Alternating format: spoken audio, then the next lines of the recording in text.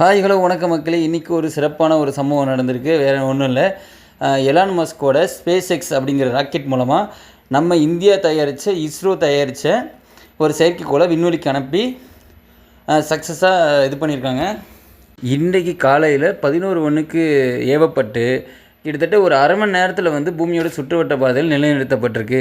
So நம்ம கேட்கலாம், என்னங்க நம்ம செவ்வாய் கிரகத்துக்கே செயற்கைக்கோள் அனுப்புகிறோம், இது அனுப்ப முடியாதா அப்படின்னு கேட்கும்போது ஒரு சின்ன வித்தியாசம்தான். இந்தியாவில் உள்ள ராக்கெட் மூலமாக கிட்டத்தட்ட 4000 எடைக்கு கீழே உள்ள செயற்கைக்கோள்கள் மட்டும்தான் ஏவக்கூடிய தரத்தில் நம்ம இந்தியாவில் இருக்குது. ஸோ எலான் மஸ்க்கு அதுக்கு மேலே அதிக உள்ள பாரங்கள் கொண்ட செயற்கைக்கோளை தூக்கிட்டு போகிற அளவுக்கு பவர் இருக்கிறதுனால எலான் மஸ்க் அவர்களோட நிறுவனத்தில் கொடுத்து இந்த செயற்கைக்கோளை விண்வெளிக்கு அனுப்பியிருக்காங்க. சக்ஸஸ்ஃபுல்லாக இந்த நிகழ்வு நடந்து முடிஞ்சிருக்கு. இது ஒரு வரலாற்று நிகழ்வுங்கிறத நம்ம மறக்கக்கூடாது. ஸோ ஒரு நாடோட தரத்துக்கு ஒரு நிறுவனம் இருக்குன்னா அது எவ்வளோ பெரிய விஷயம்.